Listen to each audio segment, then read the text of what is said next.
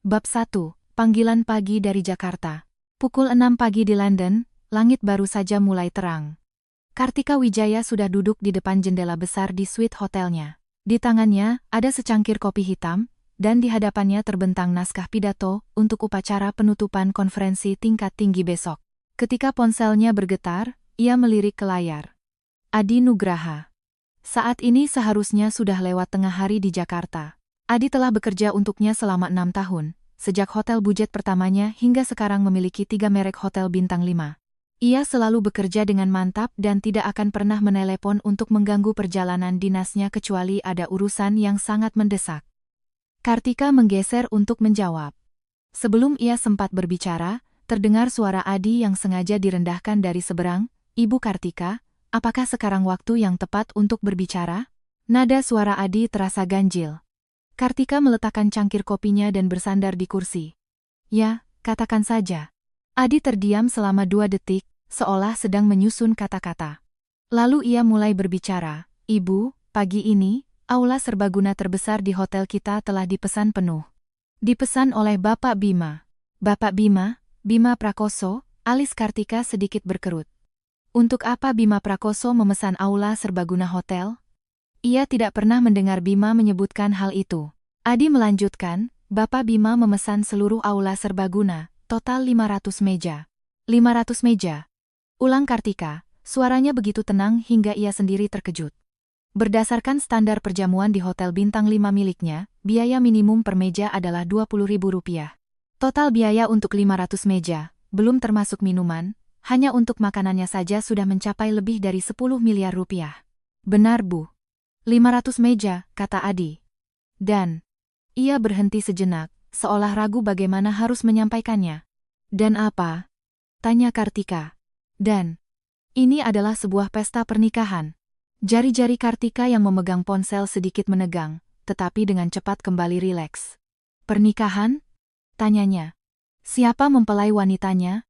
Suara Adi terdengar sangat tidak nyaman, seolah ia sedang membicarakan sesuatu yang sangat tidak ingin ia katakan tetapi harus dijelaskan. "Di jadwal acara resepsi tertulis nama Nona Rania Bella. Saya sudah meminta orang untuk memeriksanya. Dia adalah seorang model yang sebelumnya pernah menjadi bintang iklan untuk agensi periklanan milik Bapak Bima." Ketika Kartika mendengar nama Rania Bella, sudut bibirnya tanpa sadar melengkung ke atas. Bukan senyuman, melainkan sebuah lengkungan yang sangat dingin. Ia pernah melihat wanita itu. 3 bulan yang lalu, di acara tahunan perusahaan Bima, Rania Bella mengenakan gaun merah dan bersulang di samping Bima. Saat itu, asistennya sempat berbisik bahwa tatapan model itu kepada Bima terasa ganjil. Kartika tidak memedulikannya saat itu, bukan karena ia mempercayai Bima, tetapi karena ia sama sekali tidak peduli. Namun sekarang, kedua orang ini berani mengadakan pernikahan di hotelnya? Dan dengan 500 meja? Suara Kartika tetap tenang. Ia bertanya kepada Adi, "Apakah nama mempelai pria di undangan tertulis Bima Prakoso?" "Benar, Bu. Sangat jelas. Turut berbahagia atas pernikahan Bapak Bima Prakoso dan Nona Rania Bella." Adi berhenti sejenak, lalu menambahkan, "Ibu, ada satu hal lagi. Seluruh biaya resepsi pernikahan ini mereka bebankan ke akun pribadi Anda." Kartika meletakkan pulpennya, berdiri, dan berjalan ke jendela, memandangi langit London yang kelabu. Tiba-tiba ia tertawa. Tawa itu membuat Adi di seberang telepon tidak berani bernapas. Ia telah mengikuti Kartika selama 6 tahun dan sangat memahami wanita ini. Tawa Kartika tidak pernah berarti bahagia. Benar saja, Kartika mulai berbicara, nadanya ringan seolah membicarakan hal sepele. "Adi, menurutmu apa yang harus saya lakukan?" Adi berpikir sejenak. "Ibu, saya sarankan Anda tidak bertindak gegabah dulu. Saya akan menyimpan semua bukti di lokasi sekarang, rekaman CCTV, catatan tagihan, daftar tamu, tidak akan ada yang terlewat. Kita bisa menanganinya setelah Anda kembali ke Indonesia." Kartika mengambil kopinya dan menyesapnya. Rasa pahit kopi hitam menyebar di lidahnya. "Tidak perlu menunggu saya kembali," katanya. Adi tertegun sejenak. "Maksud Ibu? Langsung lapor polisi?" "Lapor polisi," kata Kartika. Saat ia mengucapkan kata-kata itu, seberkas cahaya pagi menembus awan dan jatuh di kaca di depannya, memantulkan sepasang matanya yang tenang tanpa riak sedikit pun. Adi bertanya dengan hati-hati. "Dengan tuduhan apa kita melapor?" Kartika berbalik, nadanya seperti hakim di pengadilan yang membacakan putusan. Penipuan. Bima Prakoso, tanpa otorisasi dari saya, menggunakan nama saya untuk menandatangani biaya resepsi pernikahan, senilai lebih dari 10 miliar rupiah. Ini sudah merupakan tindak pidana penipuan. Selain itu, secara hukum, saya dan Bima masih terikat pernikahan yang tercatat di catatan sipil. Ia secara terbuka mengadakan pernikahan dengan pihak ketiga yang bisa menampung 500 meja. Ini termasuk kategori apa? Adi langsung mengerti. Bigami. Benar, kata Kartika. Penipuan ditambah bigami. Cukup untuk membuatnya mendekam di sel tahanan untuk sementara waktu, bukan? Terdengar suara tarikan napas dalam dari seberang, lalu suara Adi kembali tenang. Saya mengerti, Bu. Saya akan segera mengurusnya. Para tamu sudah mulai berdatangan, dan resepsi dijadwalkan akan dimulai pukul 1 siang. Saya akan meminta polisi datang sebelum upacara dimulai. Baik, kata Kartika. Setelah kamu melapor, kirimkan perkembangannya melalui pesan. Tidak perlu menelepon lagi, ada perbedaan waktu di sini. Adi menjawab setuju, lalu berkata, Ibu, ada satu hal lagi yang ingin saya katakan, tapi saya tidak tahu apakah pantas. Bapak Bima mengadakan acara sebesar ini hari ini, mengundang 500 meja tamu dan secara khusus memesan aula terbesar di hotel kita. Ia melakukannya dengan sengaja. Ia ingin ibu tahu, ingin membuat ibu dipermalukan. Mendengar itu, Kartika tertawa lagi. Kali ini tawanya lebih ringan, tetapi juga lebih dingin. Adi, dia salah dalam satu hal. Hal apa, Bu? Yang dipermalukan bukan saya. Kartika meletakkan cangkir kopinya di meja, dan mengucapkan kata demi kata, dialah yang mengira bisa mempermalukan saya. Adi terdiam sejenak, lalu berkata, baik, Bu, saya akan segera melakukannya. Telepon ditutup. Kartika meletakkan ponselnya, kembali duduk di depan jendela, mengambil pulpennya, dan melanjutkan membaca naskah pidato untuk konferensi besok. Jari-jarinya menelusuri baris demi baris tulisan, pikirannya tidak terpengaruh sama sekali, seolah panggilan telepon tadi hanya untuk mengonfirmasi cuaca esok hari. Namun hanya ia sendiri yang tahu, detak jantungnya sedikit lebih cepat dari biasanya. Bukan karena marah, tetapi karena ia sebenarnya sudah menunggu hari ini sejak lama. Bima Prakoso, pria itu, sejak hari pertama pernikahan mereka adalah seorang aktor yang ulung. Di hadapan semua orang, ia selalu menjadi suami yang penuh perhatian. Akan mengirimkan 999 mawar di hari ulang tahunnya, akan berkata dengan mata penuh cinta, saat diwawancarai media, istri saya adalah pertemuan paling membanggakan dalam hidup saya. Tetapi Kartika tidak pernah percaya. Ia tahu betul apa yang diinginkan Bima. Saham grup hotelnya, jaringannya, sumber dayanya. Adapun dirinya, mungkin dari awal hingga akhir hanyalah sebuah batu loncatan. Bima mengira Kartika tidak tahu. Padahal Kartika selalu tahu. Tahu bahwa Bima diam-diam mendaftarkan perusahaan baru. Tahu bahwa ia mengambil alih satu persatu sumber daya pemasok hotel. Tahu bahwa ia memelihara seorang model di luar. Tahu bahwa ia berencana untuk menendangnya begitu waktunya tepat. Kartika hanya tidak mengatakannya, karena ia juga menunggu waktu yang tepat. Bukan untuk menendang Bima, tetapi untuk mengirimnya ke penjara. Hari ini, Bima membuat kesalahan fatal. Ia terlalu sombong. Ia pikir resepsi pernikahan 500 meja bisa menghinanya. Ia pikir menggunakan hotelnya, uangnya, untuk menikahi wanita lain bisa membuktikan bahwa ia telah menang sepenuhnya. Ia lupa siapa pemilik sebenarnya dari hotel ini. Ia juga lupa bagaimana Kartika memulai dari nol hingga mencapai posisinya saat ini. Seorang wanita yang bisa membangun 3 jaringan hotel hingga omset tahunannya melebihi 15 triliun rupiah. Bagaimana mungkin tidak bisa mengatasi seorang suami yang hanya menumpang hidup? Kartika membalik halaman naskah pidatonya, mengambil pulpen di sampingnya, dan menulis 2 kata di bagian kosong, bodoh sekali.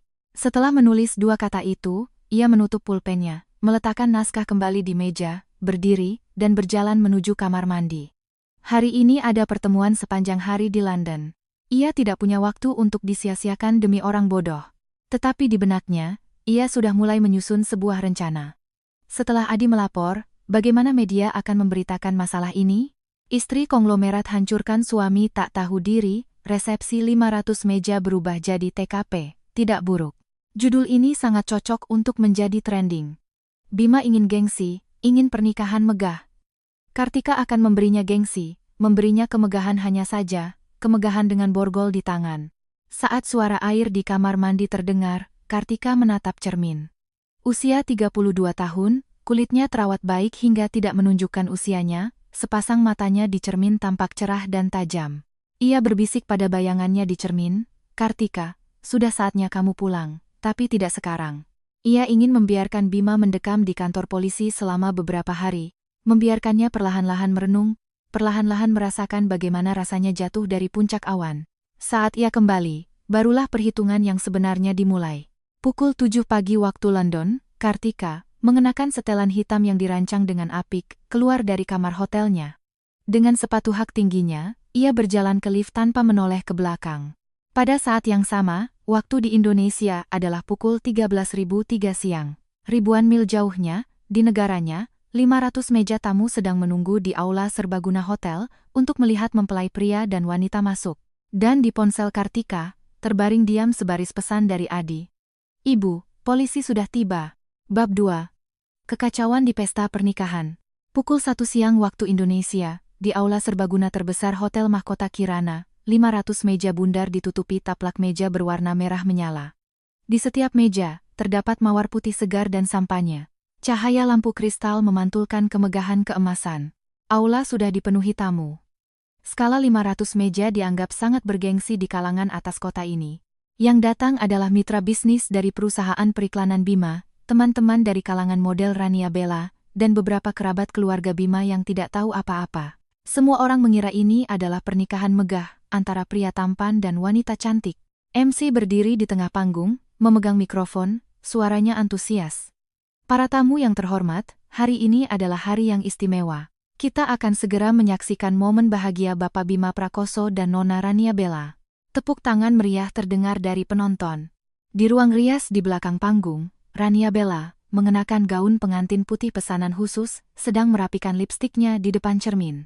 Pengiring pengantinnya membantu merapikan kerudungnya sambil melontarkan pujian, "Rania, kamu benar-benar cantik hari ini. Pak Bima benar-benar royal padamu." 500 meja. Hotel ini kan yang paling mahal di seluruh kota. Rania tersenyum tipis, matanya menunjukkan sedikit kebanggaan. "Bima bilang, pernikahan hari ini harus membuat seluruh kota tahu bahwa dia menikahiku." Pengiring pengantin merendahkan suaranya, "Tapi, bukankah Pak Bima belum bercerai? Apa ini tidak akan?" Senyum Rania memudar sejenak, lalu kembali seperti semula. Dengan santai ia berkata, "Si Kartika itu apa? Bima bilang dia itu cuma mesin kerja, sepanjang tahun terbang ke luar negeri, bahkan tidak pernah pulang. Bima sudah lama, tidak mau lagi bersamanya. Pernikahan hari ini sengaja dibuat untuknya, agar dia tahu diri dan pergi." Pengiring pengantin tidak berkata apa-apa lagi, hanya tersenyum sambil membantunya merapikan gaunnya. Rania menatap dirinya sekali lagi di cermin, merasa puas. Ia sudah menunggu hari ini terlalu lama. Selama 2 tahun bersama Bima, ia selalu menjadi orang yang tidak bisa tampil di depan umum.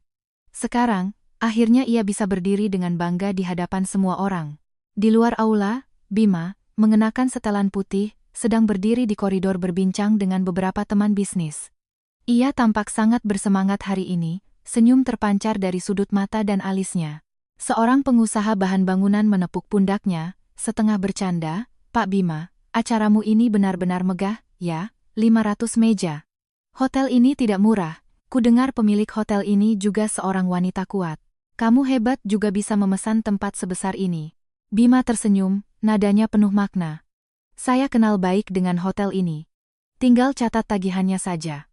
Ia tidak mengatakan bahwa pemilik hotel ini adalah istri sahnya. Dalam hatinya, semua milik Kartika cepat atau lambat akan menjadi miliknya. Ia telah mengikuti Kartika selama bertahun-tahun, menghabiskan begitu banyak usaha untuk menyenangkannya, bukan untuk apa-apa, melainkan untuk hari ini.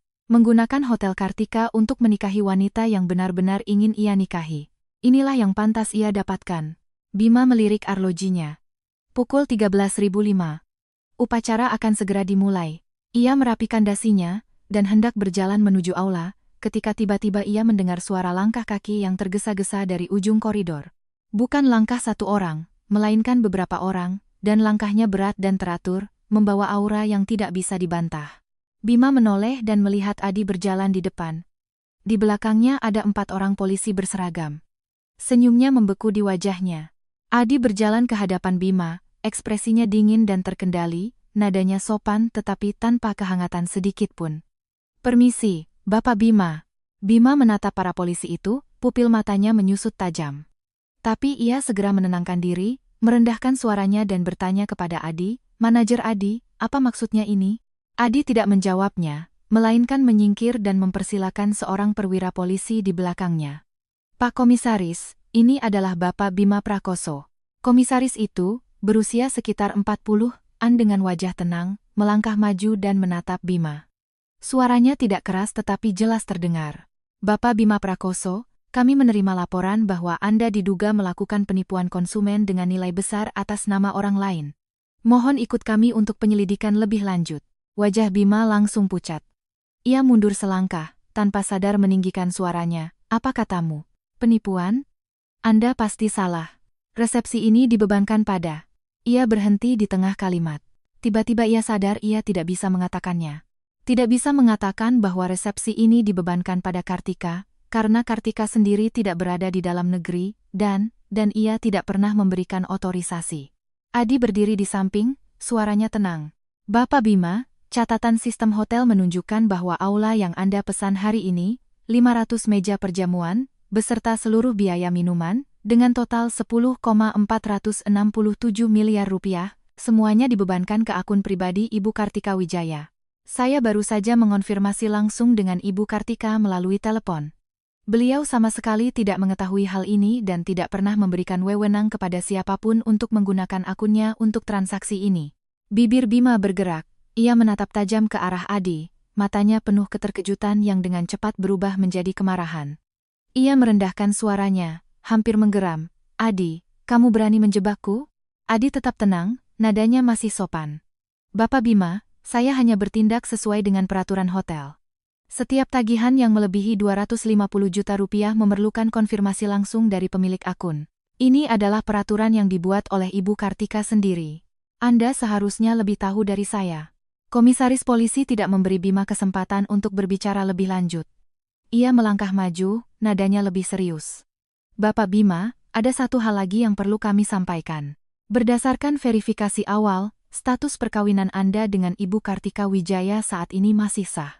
Dalam keadaan seperti ini, Anda secara terbuka mengadakan pernikahan dengan pihak ketiga, yang sudah diduga melakukan tindak pidana bigami. Mohon ikut kami." Bigami. Dua kata itu membuat beberapa rekan bisnis di belakang Bima tercengang. Pengusaha bahan bangunan yang tadi menepuk pundaknya kini mulutnya ternganga seolah bisa menelan telur, menatap Bima seperti melihat hantu. Wajah Bima berubah dari putih menjadi pucat, dari pucat menjadi ungu, dan akhirnya menjadi abu-abu yang sangat tidak enak dipandang. Ia ingin mengatakan sesuatu, tetapi tenggorokannya seolah tersumbat, tidak ada satu kata pun yang bisa keluar. Dua polisi melangkah maju, berdiri di kiri dan kanan Bima. Meskipun tidak diborgol, posisi mereka sudah menjelaskan segalanya. Pada saat itu, pintu aula didorong terbuka dari dalam. MC menjulurkan kepalanya, dengan senyum lebar ia berseru, "Pak Bima, sudah waktunya, harus segera masuk." Lalu ia melihat polisi di koridor. Senyumnya langsung membeku, seluruh tubuhnya kaku seolah tombol jeda ditekan. Di dalam aula, musik masih mengalun, para tamu masih bercengkerama. Tidak ada yang tahu apa yang terjadi di luar. Rania Bella sudah berdiri di pintu masuk samping panggung, memegang buket bunga, menunggu MC memanggil namanya. Ia menunggu sekitar 2 menit, tidak ada pergantian musik, tidak ada suara MC. Rania mengerutkan kening dan berkata kepada pengiring pengantin di sebelahnya, "Kamu keluar lihat ada apa." Pengiring pengantin mengangkat gaunnya, berlari kecil ke pintu, membuka pintu aula, dan melongok keluar, lalu ia tertegun. Di koridor, 4 polisi mengelilingi Bima. Bima menunduk, wajahnya pucat pasi. Pengiring pengantin itu berlari kembali, suaranya bergetar. "Rania, gawat.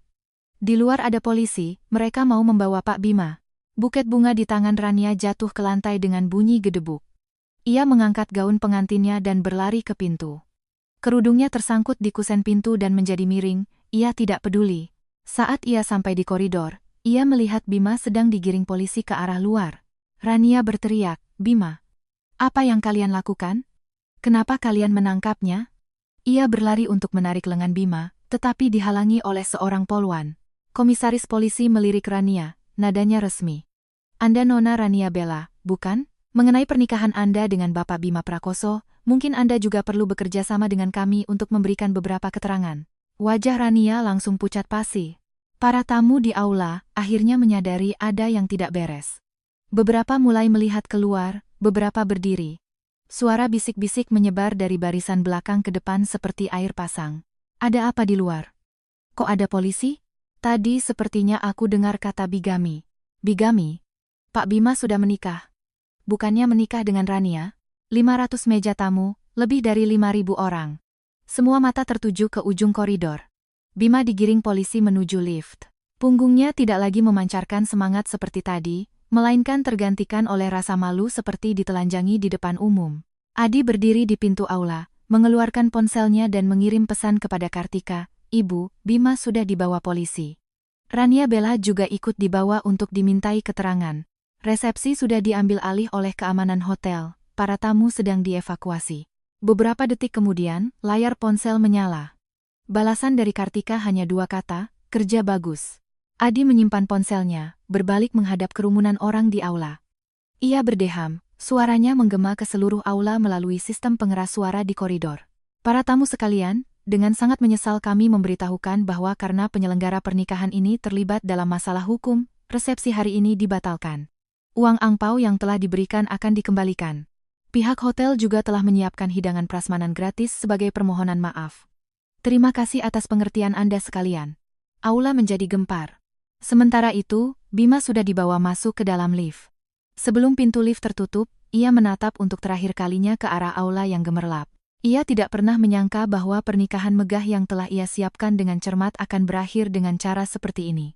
Dan yang lebih tidak ia sangka, ini barulah permulaan. Bab 3. Kepulangan yang dipercepat. Bandara Heathrow, London. Pukul 8 malam waktu setempat. Kartika Wijaya duduk di ruang tunggu VIP. Di atas meja kopi di depannya ada secangkir teh merah yang sudah dingin dan sebuah tablet. Layar tablet menampilkan laporan detail yang dikirim oleh Adi. Foto-foto dari lokasi resepsi, rekaman CCTV saat polisi membawa Bima, dan satu hal yang lebih menarik minatnya catatan aliran dana yang ditransfer oleh Bima dari perusahaan iklannya ke rekening hotel selama 3 bulan terakhir. Jari Kartika meluncur di layar, membaca baris demi baris. Semakin ia membaca, semakin dingin lengkungan di bibirnya. Bima benar-benar tidak mengecewakan harapannya. Mulai 3 bulan lalu, Bima, dengan dalih pembayaran iklan, secara bertahap mentransfer hampir 15 miliar rupiah dari akun pemasaran hotel. Setiap transaksi nilainya tidak terlalu besar, antara beberapa ratus juta hingga sedikit di atas 1 miliar rupiah, tepat di bawah batas nominal yang memerlukan persetujuannya. Catatan dari Adi sangat jelas. Semua proyek iklan ini tidak pernah benar-benar dilaksanakan. Penerima dana adalah sebuah perusahaan cangkang yang direkturnya adalah sepupu Bima. Kartika meletakkan tabletnya, mengambil ponsel, dan menelepon Adi. Panggilan itu langsung dijawab. "Ibu, Adi, catatan transfer 15 miliar itu sudah disimpan semua?" "Sudah semua, Bu. Setiap transaksi memiliki bukti transfer elektronik dari bank dan catatan persetujuan internal. Selain itu, saya juga menemukan bahwa bulan lalu Bima membayar uang muka kepada 3 pemasok atas nama hotel, totalnya sekitar 3,5 miliar rupiah, tetapi barangnya tidak pernah masuk ke gudang." Kartika mengambil cangkir tehnya, menyadari sudah dingin, lalu meletakkannya kembali. Suaranya tenang. "Menurutmu, berapa total yang sudah ia gelapkan?" Adi berpikir sejenak. "Yang sudah terdeteksi saat ini, ditambah biaya resepsi hari ini sebesar 10,4 miliar, totalnya sekitar 30 miliar rupiah. Mungkin masih ada yang belum kita temukan." 30 miliar, ulang Kartika, nadanya seolah sedang membicarakan cuaca hari ini. Adi menambahkan, "Ibu, ada satu hal lagi. Setelah Bima dibawa, asistennya, Lina, sore tadi pergi ke Departemen Keuangan untuk meminta catatan rekening 6 bulan terakhir, tetapi ditolak oleh Direktur Keuangan." Nama Lina tidak asing bagi Kartika.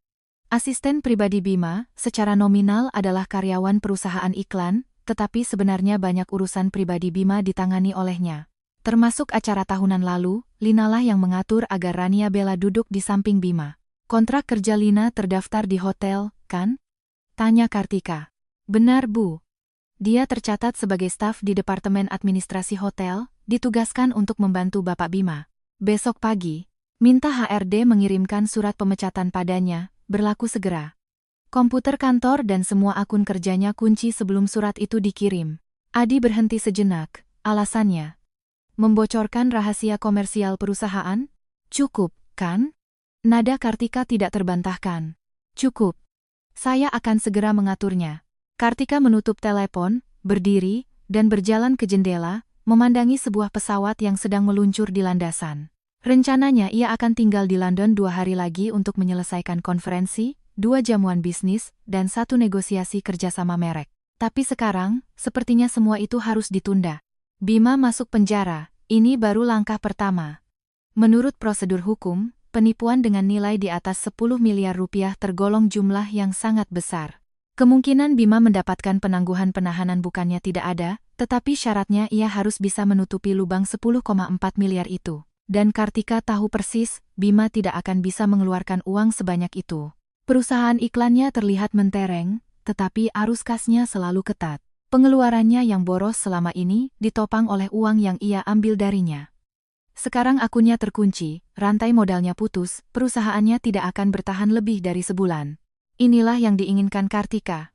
Ia tidak ingin Bima langsung mati. Ia ingin menarik jaringnya perlahan-lahan, membiarkan Bima melihat dengan mata kepalanya sendiri semua yang telah ia bangun runtuh lapis demi lapis. Ponselnya berdering lagi. Kali ini nomor tak dikenal dari Indonesia. Kartika menjawabnya. Terdengar suara wanita yang melengking dan cepat dengan aksen daerah yang kental. Kartika, ini ibu mertuamu. Apa maksudmu ini? Bima itu suamimu, bagaimana bisa kamu melaporkannya ke polisi? Kamu sudah gila, ya? Ibu Bima, Ratna. Kartika sedikit menjauhkan ponselnya, menunggu rentetan pertanyaan itu berhenti, baru kemudian dengan tenang menjawab, putra Anda menikahi wanita lain di hotel saya. Apakah Anda tahu tentang itu? Ibu Ratna di seberang sana jelas terdiam, tetapi dengan cepat kembali berdalih. Memangnya kenapa? Wajar kan kalau laki-laki punya hiburan di luar? Kamu sendiri sepanjang tahun keliling dunia, bahkan tidak memberi Bima anak. Apa salahnya dia cari wanita lain? Lagi pula, pernikahan itu kan cuma formalitas, bukan sungguhan. Kartika memotong ceramahnya. Suaranya tidak keras tetapi tajam seperti pisau, tepat mengenai sasaran. Ibu Ratna, setiap kata yang baru saja Anda ucapkan sudah saya rekam. Kasus Bima saat ini masih dalam penyelidikan. Anda sebagai keluarga dekat secara sukarela menelepon untuk mengakui bahwa Anda mengetahui dan mendukung tindakan bigaminya. Menurut Anda, apakah rekaman ini akan membantu penyelidikan polisi? Telepon di seberang sana langsung hening. Begitu hening hingga suara napas pun tidak terdengar. Setelah 10 detik, suara Ibu Ratna terdengar lagi, tetapi sudah tidak ada lagi arogansi tadi, melainkan nada kaku yang menahan amarah. Kartika, Ibu tidak bermaksud begitu. Ibu hanya kasihan pada Bima. Dia di kantor polisi, bahkan tidak bisa minum air. Kantor polisi menyediakan air minum. Kartika berdiri, mengambil boarding pass-nya dan berjalan menuju gerbang keberangkatan. Suaranya datar seperti pengumuman penerbangan. Lagi pula, Ibu Ratna, panggil saja saya Kartika. Sejak Bima memilih untuk menikahi Rania Bella di hotel saya, Anda sudah bukan lagi ibu mertua saya. Setelah itu, ia menutup telepon dan langsung memblokir nomor itu. Pengumuman boarding terdengar di ruang tunggu. Kartika melangkah ke Garbarata, melintasi lorong, dan masuk ke dalam kabin. Ia duduk di kursi kelas 1 di dekat jendela. Pramugari memberikan handuk hangat dan sampannya. Ia menerimanya, menyesap sedikit, lalu menutup matanya. 12 jam lagi, ia akan mendarat. Saat itu, Bima akan tahu apa itu badai yang sesungguhnya. Bab 4. Membersihkan rumah. Ketika Kartika mendarat, waktu di Indonesia sudah menunjukkan pukul 2 siang. Ia tidak pulang, melainkan langsung dari bandara menuju hotel. Adi sudah menunggunya di depan pintu kantor, memegang setumpuk dokumen tebal, ekspresinya seperti seorang jenderal yang baru saja memenangkan pertempuran sengit. Ibu, Anda terlihat segar. Adi mengikutinya masuk ke kantor dan membantunya membuka tirai. Kartika melepaskan mantelnya, menyampirkannya di sandaran kursi, lalu duduk di belakang meja kerjanya. Tanpa basa-basi, ia bertanya, langsung ke yang paling penting. Adi meletakkan dokumen paling atas di hadapannya. Ini adalah rincian lengkap aliran dana yang berhasil kami lacak. Dari November tahun lalu hingga Juli tahun ini, Bima, melalui 3 jalur biaya iklan, uang muka pemasok, dan pengadaan peralatan secara total telah mentransfer 33,6 miliar rupiah dari rekening hotel. 15 miliar masuk ke perusahaan cangkang sepupunya, 8 miliar sebagai uang muka kepada 2 pemasok, dan sisanya, 10,6 miliar, adalah tagihan resepsi pernikahan. Kartika membuka dokumen itu, membacanya halaman demi halaman. Adi melanjutkan laporan di sampingnya. 2 pemasok itu sudah saya hubungi kemarin sore. Mereka berdua mengaku bahwa yang disebut uang muka itu dikirim oleh Bima atas nama hotel, tetapi sebenarnya tidak ada pesanan pembelian sama sekali. Setelah uang masuk, mereka mentransfernya secara bertahap ke rekening pribadi Bima sesuai permintaannya. Apakah mereka bersedia memberikan kesaksian? Tanya Kartika tanpa mengangkat kepala. Bersedia. Kedua pemasok ini sudah bekerja sama dengan kita selama bertahun-tahun dan hubungan mereka dengan Anda juga baik. Mereka bilang, kapanpun dibutuhkan, mereka siap memberikan kesaksian. Kartika mengangguk, menutup dokumen itu, dan mengangkat kepala menatap Adi. Bagaimana dengan orang di bagian keuangan? Bima mentransfer uang sebanyak itu, tidak mungkin bagian keuangan sama sekali tidak curiga. Ekspresi Adi menjadi serius. Ini adalah hal berikutnya yang ingin saya sampaikan. Akuntan yang bertanggung jawab memeriksa pengeluaran harian bernama Sari.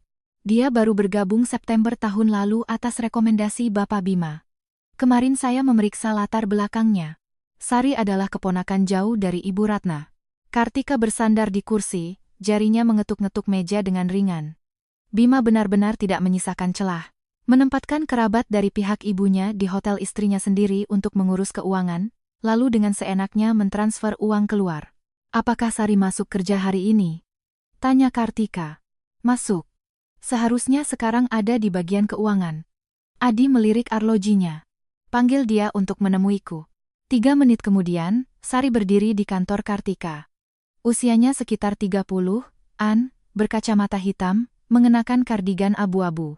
Ia tampak seperti orang yang jujur dan sederhana, tetapi saat ini berdiri di hadapan Kartika, matanya jelas menunjukkan kepanikan. Kartika menatapnya, tidak mempersilakannya duduk, juga tidak berbasa-basi. Langsung ke intinya. Sari, dari 33 miliar yang ditransfer Bima dari rekening hotel, berapa banyak yang melalui tanganmu? Wajah Sari langsung pucat. Bibirnya bergetar, Ibu. Saya tidak begitu mengerti apa yang Ibu bicarakan. Kartika mendorong dokumen di depannya ke depan. Saya tidak butuh pengakuanmu. Buktinya semua ada di sini. Catatan persetujuan setiap transfer, bukti transfer bank, log sistem operasi, semuanya tersimpan. Sekarang, saya beri kamu 2 pilihan. Ia mengangkat 1 jari. Pertama, bekerja sama dengan perusahaan, ceritakan semua yang kamu tahu. Saya tidak akan menuntutmu secara pribadi, tetapi hari ini juga kamu harus mengundurkan diri. Ia mengangkat jari kedua. Kedua, saya lapor polisi sekarang.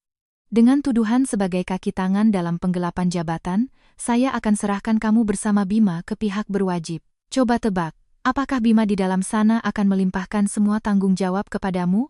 Mengatakan bahwa kamulah yang secara aktif bekerja sama dengannya untuk mentransfer dana.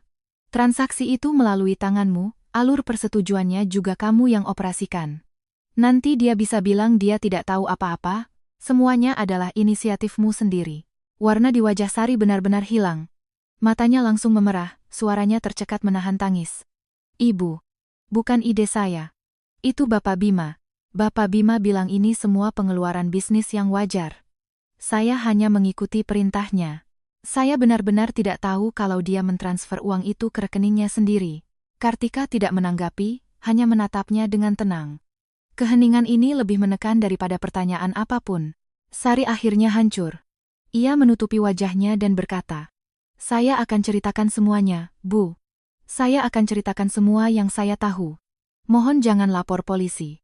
Kartika memberi isyarat mata kepada Adi. Adi menarik sebuah kursi, meletakkan alat perekam di meja, dan menekan tombol rekam. Mbak Sari, tolong jelaskan setiap transaksi yang diperintahkan Bima, waktu, jumlah, rekening tujuan, dan setiap kata yang pernah ia ucapkan, semuanya dengan jelas. Sari menyeka air matanya, dan dengan terbata-bata mulai menceritakan. Dari transfer pertama sebesar 500 juta rupiah, untuk biaya iklan pada November tahun lalu, hingga uang muka pemasok terakhir sebesar 2 miliar rupiah bulan lalu.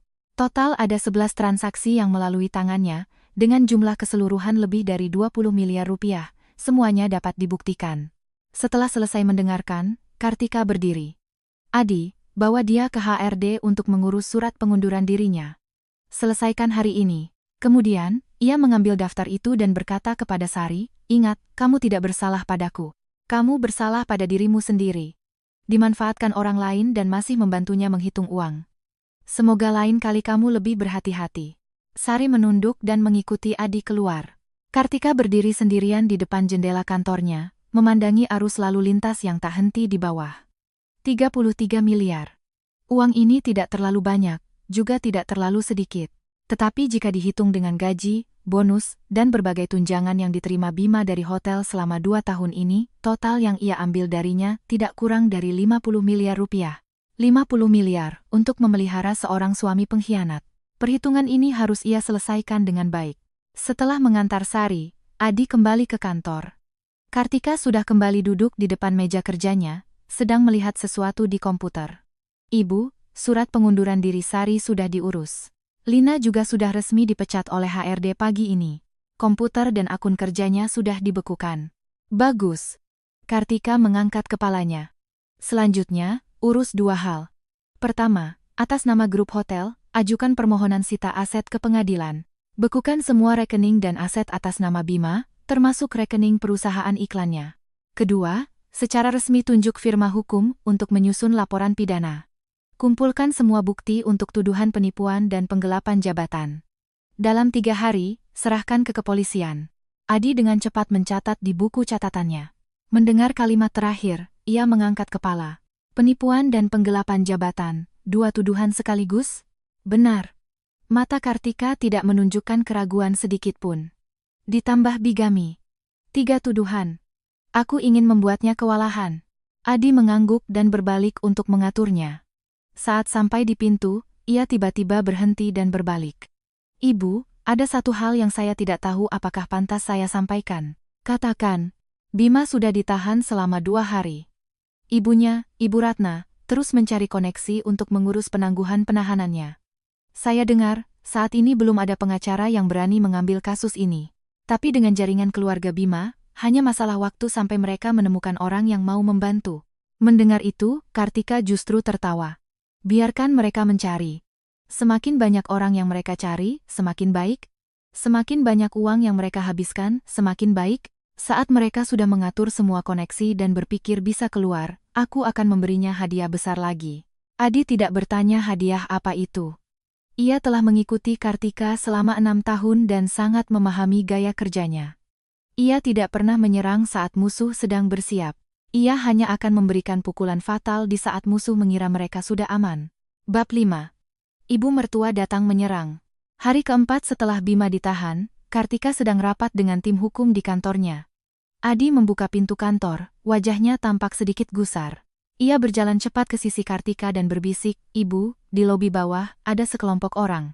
Ibu Ratna membawa belasan kerabatnya sedang membuat keributan di lobi, menuntut untuk bertemu dengan Anda." Satpam tidak bisa menahan mereka, ada 2 orang tua yang langsung duduk di depan pintu utama dan tidak mau pergi.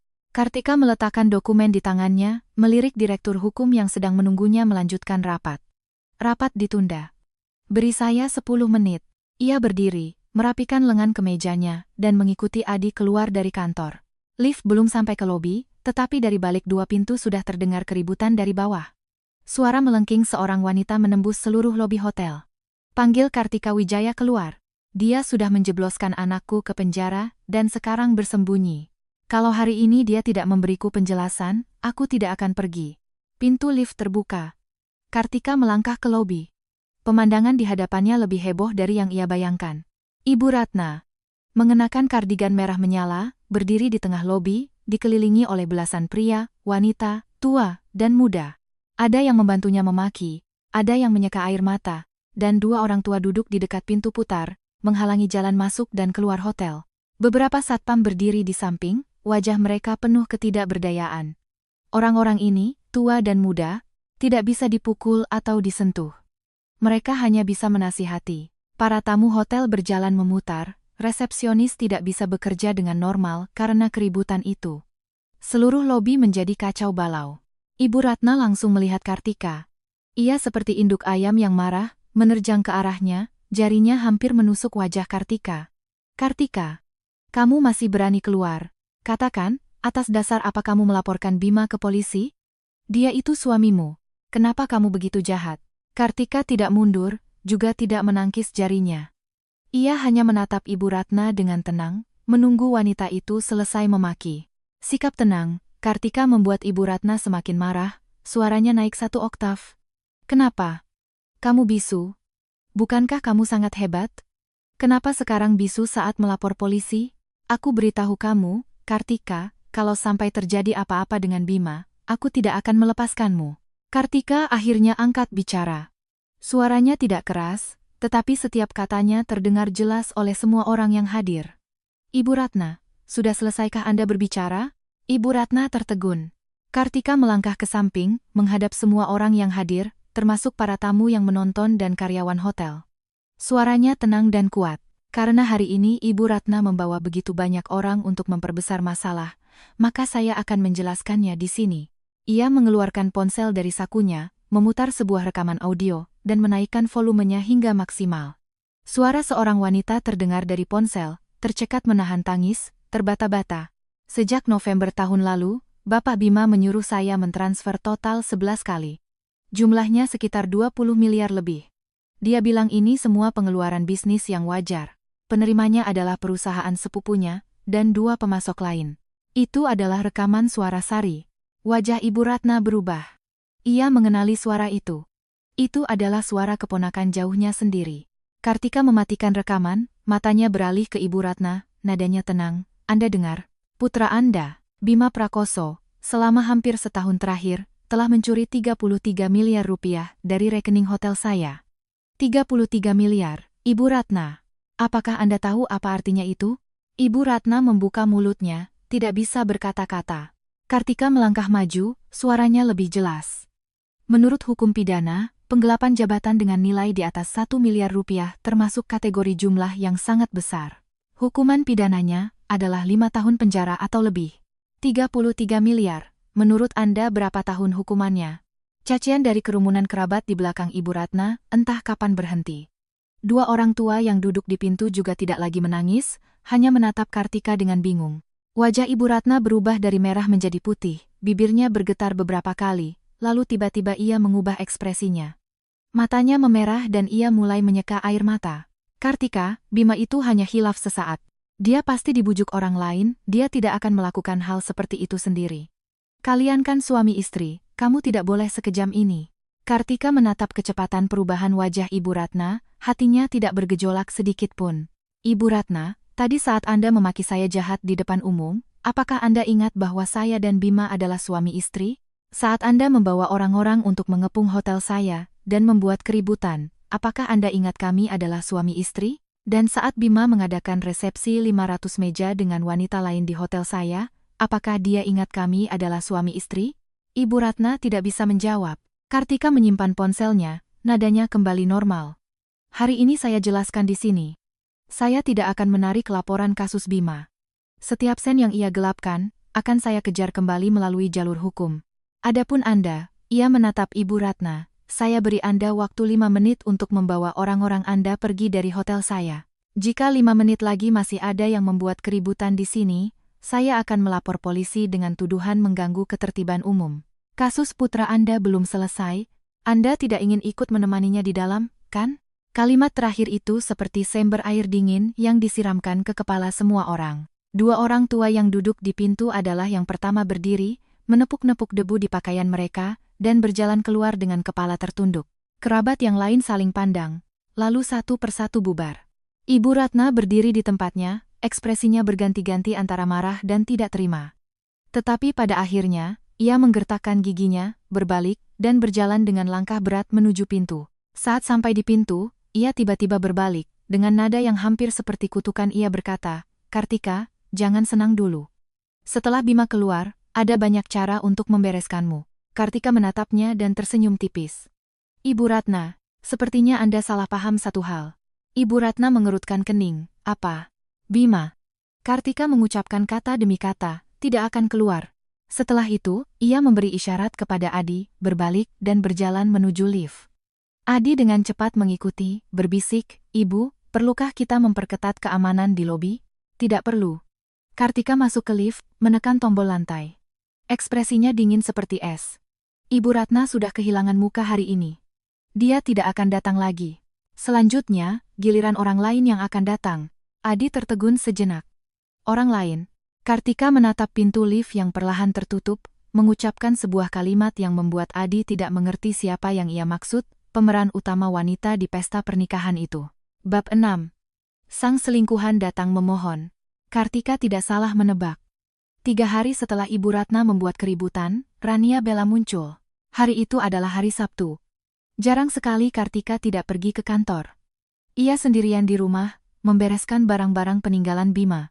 Lemari di ruang kerja penuh dengan pakaian Bima, semuanya merek terkenal, sebagian besar bahkan labelnya belum dilepas. Di laci meja ada beberapa dokumen. Saat dibuka, ternyata itu adalah catatan perubahan struktur kepemilikan saham perusahaan iklannya. Bima memegang 60%, sisanya 40% atas nama seseorang bernama Budi Santoso. Budi Santoso. Kartika hampir yakin orang ini ada hubungannya dengan Rania Bella. Saat ia hendak menyimpan dokumen itu, bel pintu berbunyi. Kartika berjalan ke pintu. Melalui interkom video, ia melihat wajah seorang wanita muda. Rania Bella berdiri di luar, mengenakan gaun longgar berwarna biru muda, di kakinya sepasang sepatu balet datar. Ia tampak lemah dan tidak berbahaya, sangat berbeda dengan penampilannya yang angkuh di pesta pernikahan. Kartika membuka pintu. Rania Bella menatapnya, matanya sedikit memerah seolah baru saja menangis. Kedua tangannya terjalin di depan tubuhnya, sikapnya sangat rendah hati. Suaranya lembut hampir meleleh. "Ibu Kartika, bisakah saya berbicara dengan Anda?" Kartika bersandar di kusen pintu, tidak berniat mempersilakannya masuk, hanya mengangkat dagunya sedikit. "Katakan." Rania Bella menggigit bibirnya, tiba-tiba mundur selangkah, lalu melakukan sesuatu yang sama sekali tidak diduga oleh Kartika. Ia berlutut. Langsung berlutut di lantai semen di depan pintu. Air matanya jatuh seperti manik-manik putus tali. "Ibu, saya mohon, lepaskan Bima. Dia tidak bersalah. Ini semua salah saya. Saya yang tidak tahu diri, saya yang merengek padanya untuk mengadakan pernikahan. Kalau ibu mau marah, marahi saja saya. Ini tidak ada hubungannya dengan dia. Asalkan ibu menarik laporan, saya bersedia melakukan apa saja." Kartika menatap wanita yang berlutut di hadapannya, ekspresi wajahnya tidak berubah sama sekali. Rania Bella menangis semakin keras. Ia mengulurkan tangan untuk meraih ujung celana Kartika, suaranya bergetar hebat. "Ibu, saya tahu saya bersalah pada Anda. Tapi Bima, dia benar-benar tidak boleh dipenjara. Kalau dia masuk penjara, saya tidak akan bisa memaafkan diri saya seumur hidup, dan di perut saya sudah ada anak Bima. Sudah 3 bulan lebih." Laki-laki. Kalimat ini akhirnya membuat kelopak mata Kartika bergerak. "Hamil? 3 bulan lebih? Laki-laki?" Rania Bella jelas menganggap kartu ini sebagai senjata pamungkasnya. Ia pikir, dengan membawa keturunan keluarga Bima, Kartika akan luluh. Bagaimanapun, dalam pandangan tradisional, wanita hamil selalu patut dikasihani, apalagi yang dikandung adalah anak laki-laki. Melihat Kartika tidak berbicara, Rania Bella mengira kata-katanya berhasil. Tangisnya sedikit mereda, ia mengangkat kepala dan menatap Kartika dengan tatapan memelas. "Ibu, meskipun ibu tidak memandang saya, pandanglah anak ini sebagai darah daging keluarga Bima. Dia satu-satunya anak Bima." Kartika tiba-tiba tersenyum. Ia berjongkok, sejajar dengan Rania Bella. Nadanya seperti sedang memberitahu anak kecil yang tidak mengerti. "Nona Bella, Anda bilang Anda hamil 3 bulan lebih?" Rania Bella mengangguk. "Dan laki-laki?" tanya Kartika lagi. Rania Bella mengangguk lagi, air mata masih menggenang di matanya. Kartika mengeluarkan ponsel dari sakunya, membuka sebuah file, dan memutar layarnya ke arah Rania Bella. Nadanya ringan. "Lihat ini. Kenal?" Pandangan Rania Bella jatuh ke layar, wajahnya langsung berubah.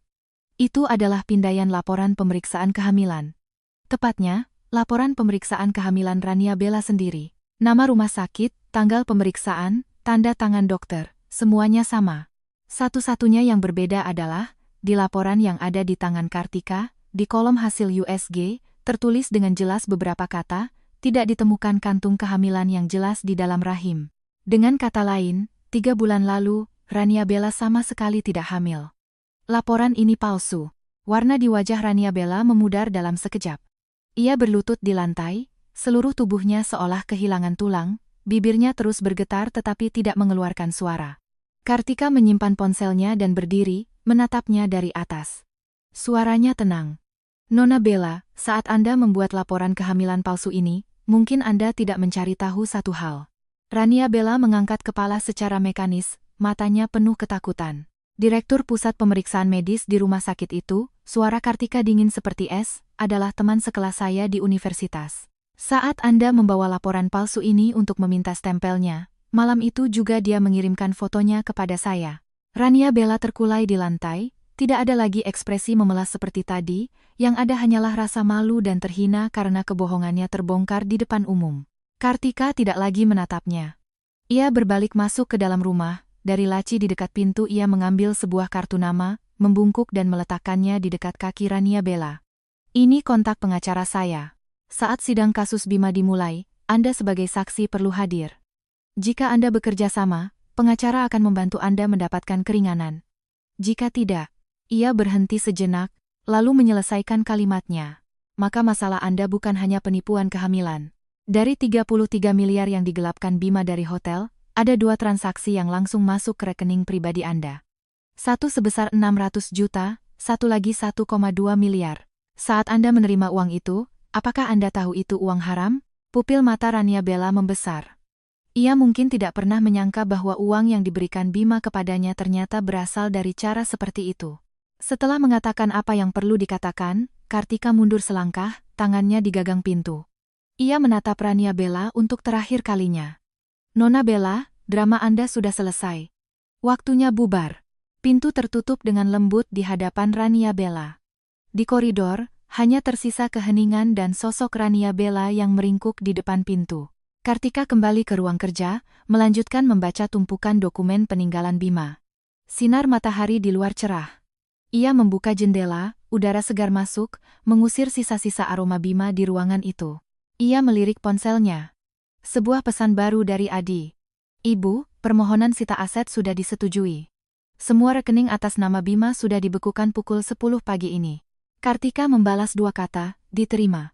Kemudian, ia membuka lemari Bima, mengeluarkan pakaian di dalamnya, melipatnya satu persatu, dan memasukkannya ke dalam kotak kardus. Pakaian ini akan ia sumbangkan semua. Sama seperti Bima, ia akan membersihkannya dari hidupnya, bersih tanpa sisa. Bab 7. Perjanjian cerai. 12 hari setelah Bima ditahan, Kartika untuk pertama kalinya pergi ke rumah tahanan. Ia membawa 3 orang, seorang pengacara pidana, seorang pengacara perceraian, dan seorang notaris. Adi sudah mengurus prosedur pertemuan sebelumnya. Saat Kartika tiba, semua sudah siap.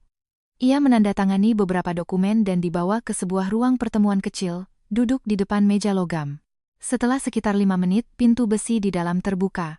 Bima dibawa masuk oleh seorang petugas. Kartika hampir tidak mengenalinya. 12 hari tidak bertemu, Bima seolah menua 10 tahun. Ia mengenakan rak rompi oranye tahanan, rambutnya berminyak menempel di kulit kepala, dagunya ditumbuhi janggut tipis, matanya cekung dalam. Seluruh tubuhnya kurus, dan cahaya di matanya telah padam. Ia duduk di seberang Kartika. Petugas mundur ke dekat pintu. Bima menatap Kartika, bibirnya bergerak. Kalimat pertama yang keluar dari mulutnya serak seperti digosok amplas. Kamu akhirnya mau datang. Kartika tidak berbicara, hanya menatapnya dengan tenang.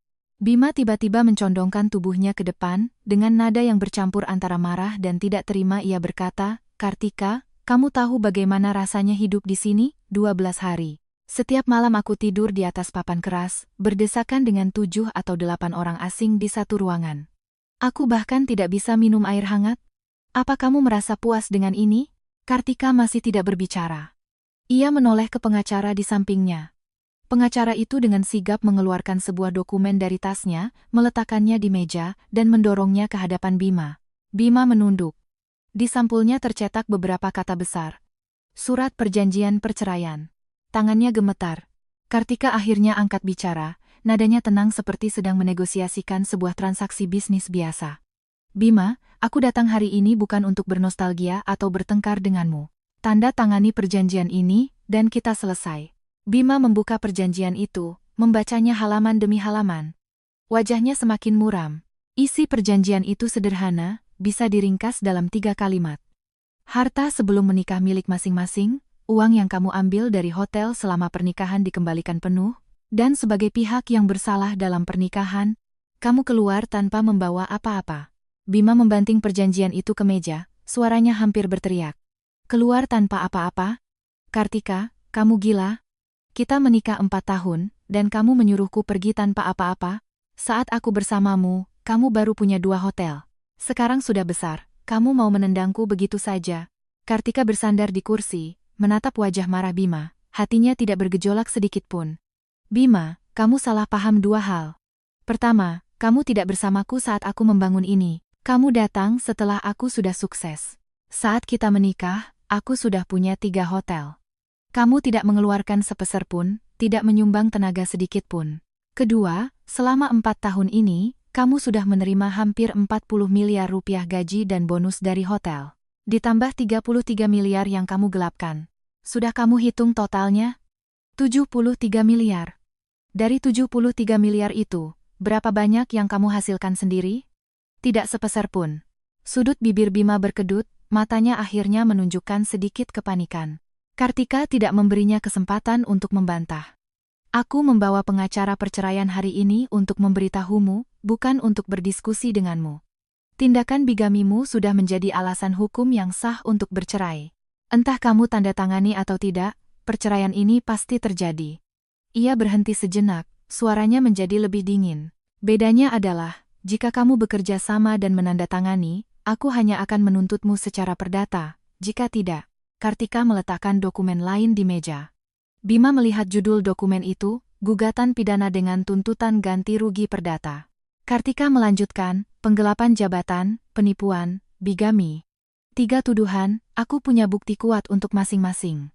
Begitu kasus pidana dimulai, bukan aku lagi yang bisa menariknya. Itu akan menjadi tuntutan jaksa penuntut umum. Bima, coba tebak, 3 tuduhan digabung, berapa tahun hukumannya? Wajah Bima benar-benar pucat. Jakunnya naik turun beberapa kali. Ia ingin mengatakan sesuatu, tetapi tenggorokannya seolah tersumbat, tidak ada satu kata pun yang bisa keluar. Ia sangat mengenal Kartika. Wanita ini selalu melakukan apa yang ia katakan. Ia bisa membuat polisi menyerbu aula di hari pernikahannya, ia juga bisa menyerahkan gugatan pidana ke kejaksaan saat ia menolak menandatangani. Ia tidak pernah berbelas kasihan. Keheningan berlangsung selama 3 menit. Ruangan itu begitu sunyi hingga hanya terdengar napas Bima yang berat. Akhirnya, Bima mengangkat kepala. Dengan nada yang pasrah ia berkata, "Jika aku tanda tangan, bisakah kamu menarik tuntutan pidananya?" Kartika menatapnya.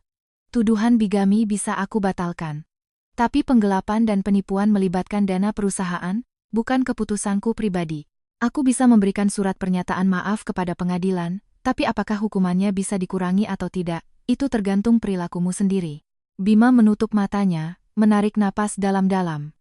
Saat ia membukanya lagi, kemarahan dan ketidakpuasan di matanya telah hilang, yang tersisa hanyalah kepasrahan setelah dihancurkan sepenuhnya.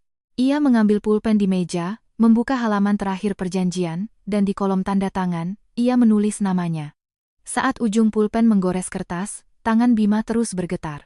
3 suku kata namanya ditulis dengan miring dan tidak beraturan, sama sekali tidak seperti tulisan tangannya yang gagah saat menandatangani kontrak. Setelah menandatangani, ia melempar pulpen ke meja, berdiri, dan berjalan menuju pintu besi tanpa menoleh ke belakang. Saat sampai di pintu, ia tiba-tiba berhenti. Dengan punggung menghadap Kartika, ia berkata, "Penyesalan terbesarku bukanlah menandatangani hari ini." Kartika tidak menjawab. Suara Bima terdengar dari pintu, rendah dan pahit. "Penyesalan terbesarku adalah hari itu aku seharusnya tidak mengadakan pernikahan itu. Jika aku tidak melakukannya, mungkin sampai sekarang kamu tidak akan peduli padaku. Aku terlalu bodoh." Kartika berdiri, merapikan perjanjian cerai yang sudah ditandatangani di meja, menatap punggung Bima. Suaranya tenang seperti cermin. "Kamu benar. Jika kamu tidak mengadakan pernikahan itu, aku memang tidak akan mengusikmu sampai sekarang. Karena di mataku, kamu bahkan tidak layak untuk dibersihkan." Bahu Bima bergetar. Pintu besi tertutup di belakangnya. Kartika keluar dari ruang pertemuan, menyerahkan perjanjian cerai kepada pengacara. "Selesaikan prosesnya secepat mungkin. Usahakan dalam sebulan sudah ada putusan cerai." Pengacara itu mengangguk. "Surat pernyataan maaf untuk kasus pidananya, Apakah Anda benar-benar akan memberikannya? Kartika terus berjalan, nadanya datar. Surat pernyataan maaf bisa aku berikan. Tapi syaratku, dia harus mengembalikan penuh 33 miliar yang digelapkan. Jika tidak bisa dikembalikan, surat itu batal. Pengacara itu terdiam sejenak. Dalam hatinya ia menghitung untuk Bima. 33 miliar. Rekening Bima sudah dibekukan? Dana cair di perusahaan iklannya kurang dari 4 miliar. Sisa kekurangannya, bagaimana ia akan membayarnya? Tapi itu bukan urusan pengacara. Ia hanya perlu melakukan tugasnya, membantu Kartika memenangkan pertarungan ini. Saat Kartika keluar dari gerbang rumah tahanan, sinar matahari di luar menyilaukan. Ia mengenakan kacamata hitam, masuk ke dalam mobil. Adi duduk di kursi pengemudi, meliriknya dari kaca spion. Sudah ditandatangani, Bu? Sudah. Kartika bersandar di kursi, melepas kacamata hitamnya, memijat pelipisnya. Pulang. Mobil keluar dari area parkir rumah tahanan, menyatu dengan arus lalu lintas siang hari. Kartika menatap pemandangan jalanan yang bergerak cepat di luar jendela, tiba-tiba merasa ada sebagian dari hatinya yang terasa ringan. Bukan perasaan puas karena telah membalas dendam, melainkan perasaan bersih setelah membersihkan sampah. Ponselnya bergetar. Sebuah pesan yang diteruskan oleh Adi. Perusahaan iklan Bima sore ini didatangi 3 pemasok sekaligus untuk menagih utang. Karyawan perusahaan sudah mengundurkan diri semua. Setelah membaca pesan itu, Kartika membalikkan ponselnya, meletakkannya di pangkuannya. Bima Prakoso. Mulai hari ini, nama itu tidak ada hubungannya lagi dengannya. Bab 8. Kehancuran keluarga. Berita Bima menandatangani perjanjian cerai entah bagaimana menyebar. Bukan dari pihak Kartika, ia tidak tertarik menyebarkan hal semacam itu. Tetapi kerabat keluarga Bima terlalu banyak, mulut mereka terlalu banyak, pasti ada satu yang keceplosan saat minum-minum. 4 hari setelah berita itu menyebar, keluarga Bima tertimpa musibah. Saat Adi menelepon, Kartika sedang berlari di gym. Dari earphone Bluetooth terdengar suara Adi. Ibu, ada masalah di pihak keluarga Bima. Saya rasa ibu perlu tahu. Kartika memperlambat kecepatan treadmill, menyeka keringatnya. Katakan, Ayah Bima, Bapak Sutoyo, pagi ini tiba-tiba terserang stroke di rumah dan dilarikan ke rumah sakit. Penyebabnya, setelah berita kebangkrutan perusahaan iklan Bima menyebar, 3 bank sekaligus datang menagih pinjaman. Bapak Sutoyo menjadikan rumahnya sebagai jaminan untuk Bima. Bank mengatakan, jika Bima tidak bisa melunasi, rumah itu akan dilelang. Bapak Sutoyo langsung pingsan di tempat. Kartika menghentikan treadmill, mengambil handuk dan menggantungkannya di lehernya. Ia terdiam selama 2 detik. Bapak Sutoyo, ia pernah bertemu beberapa kali. Seorang pensiunan yang jujur dan baik hati, kepribadiannya sangat berbeda dengan Ibu Ratna. Bima melakukan banyak hal di luar, Bapak Sutoyo mungkin tidak tahu. Tapi itu bukan urusan Kartika. Ia dan Bima sudah bercerai, urusan keluarga Bima tidak ada hubungannya dengannya. Adi melanjutkan, ada satu hal lagi. Rumah keluarga Bima sore ini didatangi sekelompok penagih utang. Bima punya banyak utang pribadi di luar. Dulu ia meminjam uang dari teman-temannya dengan mengatasnamakan hotel. Sekarang teman-temannya tahu ia masuk penjara, semua datang ke rumahnya untuk menagih. Ibu Ratna sendirian tidak sanggup, kabarnya ia sampai berlutut di hadapan mereka. Kartika melipat handuknya dan meletakkannya di pegangan. Nadanya datar. Aku tahu. Mulai sekarang, urusan keluarga Bima tidak perlu dilaporkan secara khusus kepadaku. Tidak ada hubungannya denganku. Baik, Bu. Setelah menutup telepon, Kartika berada di gym selama setengah jam lagi, melakukan 1 set latihan beban, lalu mandi, berganti pakaian, dan pergi ke hotel. Ia mengira masalah keluarga Bima sudah selesai sampai di sini. Tapi ia meremehkan kreativitas Ibu Ratna. Malam itu, ponsel Kartika menerima sebuah pesan teks yang panjang. Nomornya baru, ia tidak menyimpannya, tetapi dari isinya ia tahu siapa pengirimnya. Kartika, ayah mertuaku hari ini hampir mati di tanganmu, apa kamu puas? Bank mau menyita rumah kami. Penagih utang menghancurkan rumah kami. Bima di dalam penjara bahkan tidak ada yang mengantar makanan. Harta yang dikumpulkan keluarga kami selama beberapa generasi hancur semua di tangan seorang wanita sepertimu. Kamu akan mendapat balasan. Setelah membaca pesan itu, Kartika meletakkan ponselnya di samping dan melanjutkan memakai masker wajah. Balasan. Kata ini, keluar dari mulut Ibu Ratna, terasa sangat ironis. Saat Bima mengadakan pernikahan besar di hotelnya, menggelapkan dana publik untuk memelihara selingkuhan, Ibu Ratna tidak pernah menyebutkan apapun tentang balasan kepada Bima. Tapi Kartika juga malas membalasnya. Berdebat dengan orang yang tidak mau mengerti adalah buang-buang waktu. Namun, masalah tidak berhenti di situ. Keesokan paginya, Adi menelepon lagi. Kali ini nadanya lebih serius dari kemarin. "Ibu, apakah Anda sudah melihat berita hari ini?" "Belum." "Ada apa?" "Coba lihat halaman bisnis." Kartika membuka aplikasi berita bisnis di ponselnya. Di halaman depan, ia melihat sebuah judul yang familiar. Pendiri perusahaan iklan terkenal diduga terlibat kasus pidana, perusahaan diambang kebangkrutan, karyawan telah diberhentikan semua. Fotonya adalah fasad perusahaan iklan Bima. Pintu terkunci rapat, di pintu tertempel segel dari pengadilan. Isi beritanya sangat detail, menceritakan seluruh proses Bima menggelapkan dana hotel untuk mengadakan pernikahan bigami hingga dibawa polisi. Meskipun menggunakan nama samaran, orang di industri akan langsung tahu siapa yang dimaksud. Kolom komentar sudah meledak. "Ini kan Bima Prakoso. Perusahaan kami pernah bekerja sama dengannya, pembayarannya selalu lambat. Ternyata uangnya digelapkan. Karma. Menikahi selingkuhan di hotel istri sendiri. Otaknya di mana?" Kudengar ayahnya langsung masuk ICU karena syok. Keluarga Bima kali ini benar-benar hancur. Kartika menutup halaman berita, membalas pesan Adi, "Siapa yang menyebarkan berita itu?" Adi dengan cepat membalas, "Sudah saya periksa. Seorang wartawan dari media bisnis besar. Sepertinya dapat info dari pihak kepolisian. Bukan dari pihak kita." Kartika berpikir sejenak, mengetik sebaris kalimat. "Biarkan saja. Minta tim humas untuk tidak menanggapi pertanyaan media apapun." Diterima. Beberapa hari berikutnya, masalah keluarga Bima runtuh seperti kartu domino. Pertama, kondisi Bapak Sutoyo memburuk. Setelah dipindahkan dari ICU ke ruang perawatan biasa, ia kembali mengalami komplikasi dan harus dilarikan ke UGD.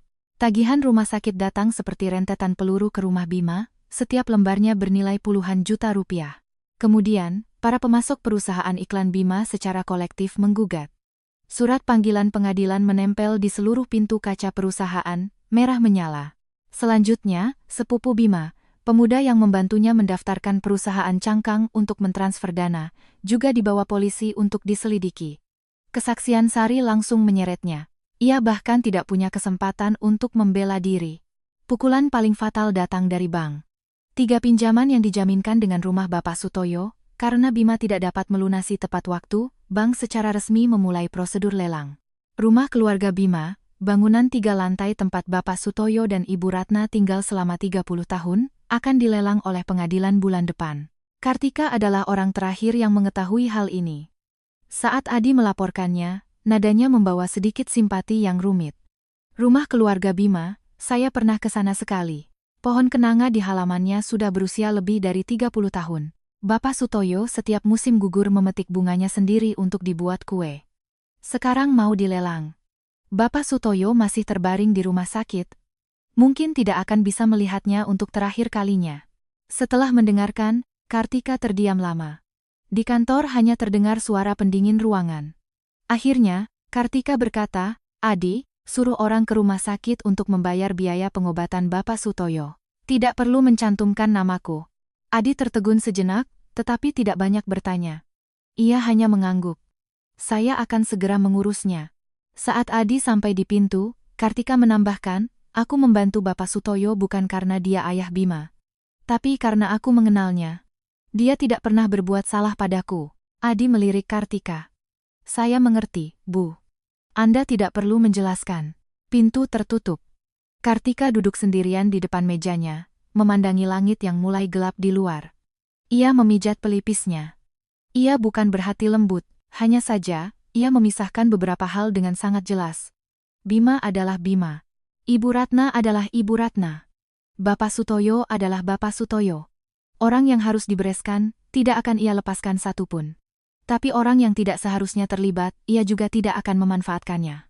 Ini adalah prinsipnya. Dan juga perbedaan paling mendasar antara dirinya dan Bima. Bab 9, Balas Dendam yang Setimpal. Sebulan kemudian, proses likuidasi kebangkrutan perusahaan iklan Bima secara resmi selesai. Perusahaan yang dulu cukup terkenal di industrinya itu akhirnya berakhir dengan aset negatif. Pada saat yang sama, tim pengacara Kartika juga telah menyelesaikan seluruh proses gugatan cerai. Pengadilan memutuskan cerai, Bima keluar tanpa harta, diwajibkan mengembalikan seluruh dana yang digelapkan dan membayar ganti rugi kerugian moral kepada Kartika sebesar 3 miliar rupiah. Tentu saja Bima tidak bisa membayar uang sebanyak itu. Semua rekeningnya dibekukan, perusahaan iklannya bangkrut, bahkan satu mobil pun tidak tersisa atas namanya. Pengembalian dana 33 miliar itu ditetapkan oleh pengadilan sebagai eksekusi wajib, melekat padanya seumur hidup. Entah kapan ia bisa melunasinya. Kartika sangat puas dengan hasil ini. Sejak awal ia tidak berharap Bima bisa mengembalikan uang itu. Yang ia inginkan adalah belenggu ini selamanya mengikat leher Bima, membuatnya tidak akan pernah bisa bangkit lagi. Tapi Kartika merasa, itu saja belum cukup. Bima menggunakan hotelnya untuk mengadakan pernikahan 500 meja. Hal ini menjadi buah bibir di kalangan mereka. Meskipun akhirnya menjadi lelucon, Kartika selalu merasa hotelnya telah dinodai oleh kejadian itu. Ia harus membersihkannya. Bagaimana caranya? Mengadakan acara peluncuran ulang. Menggunakan sebuah perayaan yang sesungguhnya untuk menutupi semua jejak yang ditinggalkan oleh drama itu. Kartika meminta Adi untuk memeriksa tanggal pernikahan Bima dan Rania Bella yang gagal itu. Adi memeriksa catatan pemesanan Departemen Perjamuan Hotel dan menjawab, 18 Agustus. Kartika melingkari tanggal 18 Agustus di kalendernya. 18 Agustus tahun ini, katanya kepada Adi, kosongkan aula serbaguna terbesar untukku. Aku mau mengadakan acara peluncuran pembaruan merek grup, skalanya tidak perlu 500 meja, 100 meja saja cukup. Tapi standarnya harus 10 kali lebih tinggi dari pernikahan itu. Adi mengangguk. Saya akan segera mengaturnya. Sebulan berikutnya, Kartika mencurahkan seluruh energinya untuk acara ini. Ia secara pribadi memilih tema warna acara, bukan merah pernikahan, melainkan hitam dan emas. Hitam melambangkan sikap, emas melambangkan kekuatan. Ia meminta desain ulang seluruh tata letak aula, mengganti semua pemasok yang pernah digunakan Bima dengan yang baru. Undangan dikirim sebanyak 120, balasan diterima 116. Kadin daerah, para petinggi industri perhotelan, mitra merek yang sudah lama bekerja sama, dan beberapa grup hotel internasional yang selalu ingin bekerja sama dengannya tetapi belum berhasil, semuanya mengonfirmasi kehadiran. Tidak ada yang datang karena hubungan dengan Bima. Mereka datang karena Kartika Wijaya. 18 Agustus, pukul 6 sore. Di aula serbaguna terbesar Hotel Mahkota Kirana, perpaduan warna hitam dan emas menciptakan suasana yang elegan dan mewah. Di setiap meja terdapat rangkaian bunga hitam dan emas yang dibuat khusus. Cahaya lampu yang menimpa taplak meja hitam memantulkan kilau yang lembut. Dibandingkan dengan pernikahan norak berwarna merah menyala 3 bulan lalu, ini seperti dua dunia yang berbeda. Kartika berdiri di sisi panggung, mengenakan gaun panjang beludru hitam, rambutnya disanggul rapi. Di telinganya terpasang sepasang anting berlian sederhana. Di bawah sorotan lampu, ia tampak seperti pedang yang terhunus. Acara berjalan lancar. Presentasi pembaruan merek selesai, upacara penandatanganan kerja sama berjalan sesuai rencana. Semua proses berjalan sesuai jadwal. Terakhir adalah sesi pidato Kartika. Ia naik ke panggung, berdiri di bawah sorotan lampu, menatap para tamu yang memenuhi ruangan. Suaranya tidak tinggi, tetapi setiap katanya terdengar jelas. Terima kasih atas kehadiran Anda semua malam ini. Kirana Group telah berdiri selama 8 tahun. Dari satu hotel budget hingga hari ini memiliki 3 merek bintang 5, kami mengandalkan 2 hal. Profesionalisme dan prinsip. Tepuk tangan meriah terdengar. Kartika menunggu tepuk tangan reda, baru melanjutkan. 3 bulan lalu, di hotel ini terjadi sebuah drama yang kita semua tahu. Seseorang, tanpa izin, menggunakan nama hotel untuk memesan aula ini, mencoba mengadakan pernikahan ilegal di sini. Suasana menjadi hening. Semua orang tahu apa yang ia bicarakan. Nada Kartika tidak bergejolak, seolah sedang menceritakan sebuah studi kasus bisnis yang tidak ada hubungannya dengan dirinya. Setelah kejadian itu, ada yang bertanya padaku, apakah kamu sedih? Ia berhenti sejenak. Matanya menyapu seluruh ruangan. Sudut bibirnya sedikit terangkat. Jawabanku adalah, tidak sedih, karena kejadian itu mengingatkanku pada satu hal. Kesalahan terbesar seseorang bukanlah salah memilih pasangan, melainkan menempatkan barang yang tidak berharga di tempat yang terlalu bagus. Tepuk tangan kembali bergemuruh, lebih keras dan lebih riuh dari sebelumnya. Kartika mengangkat tangannya, memberi isyarat agar semua tenang. Oleh karena itu, hari ini saya membuka kembali aula ini, mengundang Anda semua untuk menjadi saksi. Bukan saksi kehidupan pribadi saya, melainkan saksi babak baru Kirana Group. Mulai hari ini, semua merek hotel di bawah naungan Kirana akan secara seragam berganti nama menjadi Surya Kencana. Melambangkan kejayaan, integritas, dan martabat. Ia menekan tombol remote, layar raksasa di belakangnya menampilkan logo merek baru, sebuah lencana emas yang sederhana dan tajam. Seluruh hadirin berdiri dan bertepuk tangan. Pada saat itu, pintu samping aula didorong terbuka dari luar. Seorang wanita berseragam petugas kebersihan terhuyung-huyung masuk. Rambutnya acak-acakan, wajahnya pucat, tubuhnya kurus kering.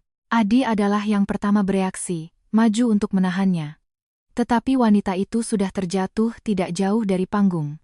Saat ia mengangkat kepalanya, barulah Kartika mengenalinya. Rania Bella.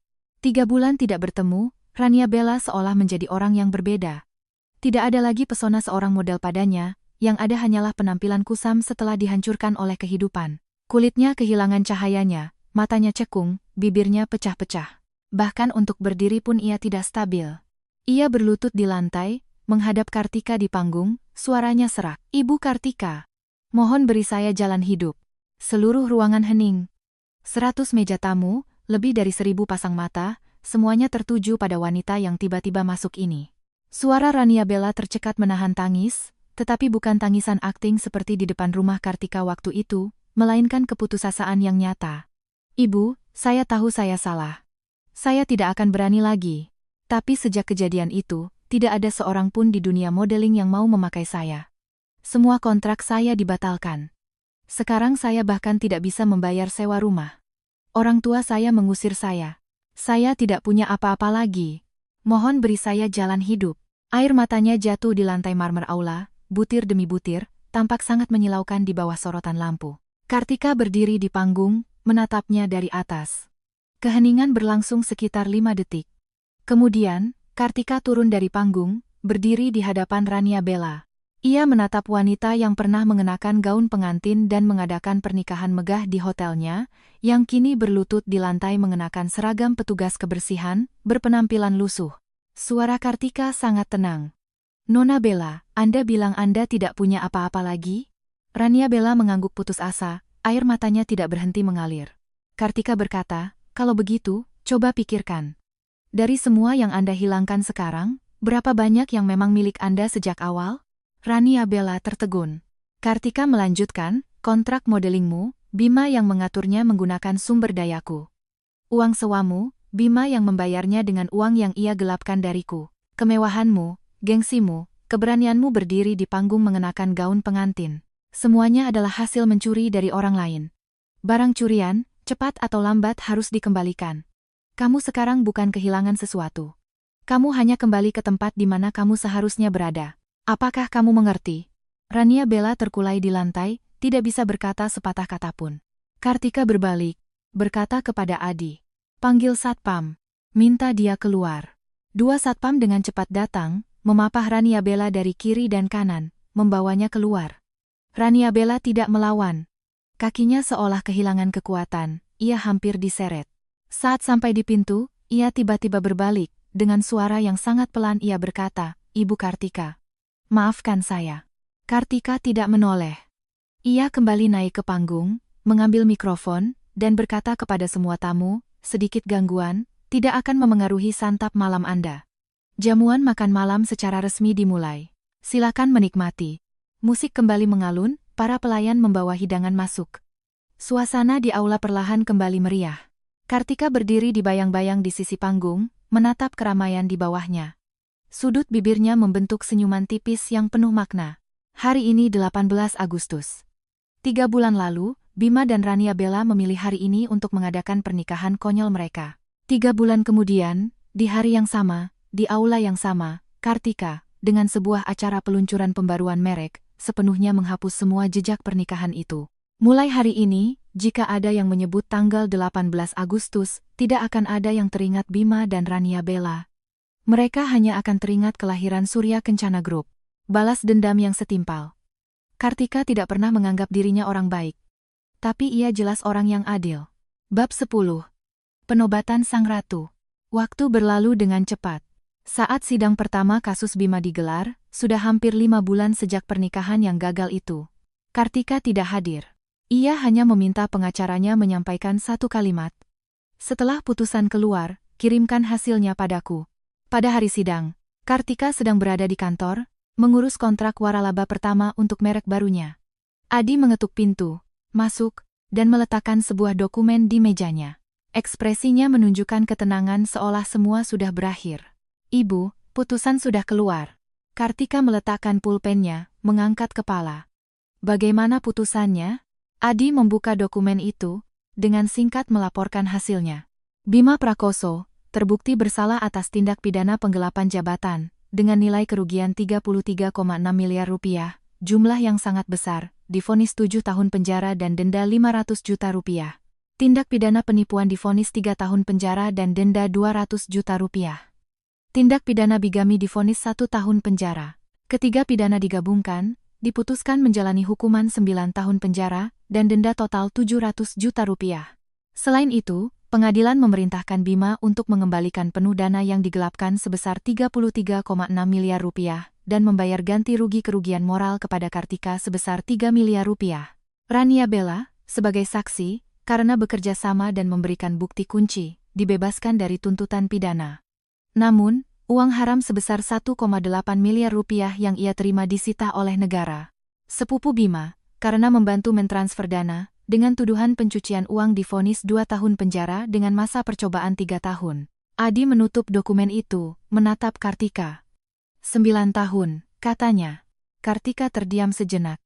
Ia bersandar di kursi, memandangi langit musim dingin di luar. Tiba-tiba ia merasa angka ini memiliki bobot yang aneh. Tidak terlalu banyak, tidak terlalu sedikit. Cukup lama untuk membuat seorang pria berusia 32 tahun menjadi 41 tahun saat keluar nanti.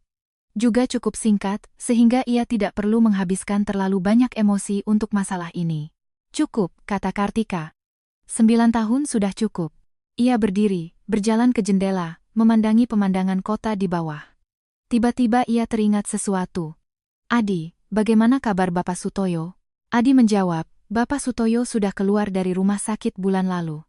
Pemulihannya cukup baik, tetapi harus menggunakan kursi roda. Setelah rumahnya dilelang, beliau dan Ibu Ratna menyewa sebuah rumah kecil.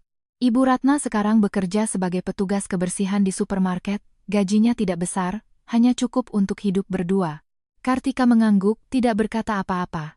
Adi ragu sejenak, lalu menambahkan, sebelum Bima dipindahkan ke lapas, ia mengajukan permohonan untuk bertemu keluarga untuk terakhir kalinya.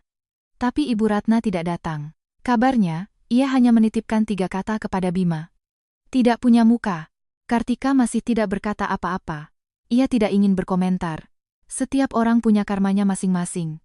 Bima sampai di titik ini adalah hasil dari langkah-langkah yang ia ambil sendiri. Tidak ada yang mendorongnya. Beberapa hari kemudian, sebuah surat dari rumah tahanan tiba di kantor Kartika. Amplopnya berstempel merah, tulisan tangannya adalah tulisan Bima. Kartika ragu sejenak, tetapi akhirnya membukanya. Surat itu singkat, hanya 1 halaman. Kartika, aku sudah menerima putusannya. 9 tahun. Beberapa hari ini aku terus berpikir, bagaimana aku bisa sampai di titik ini. Aku memikirkan banyak hal.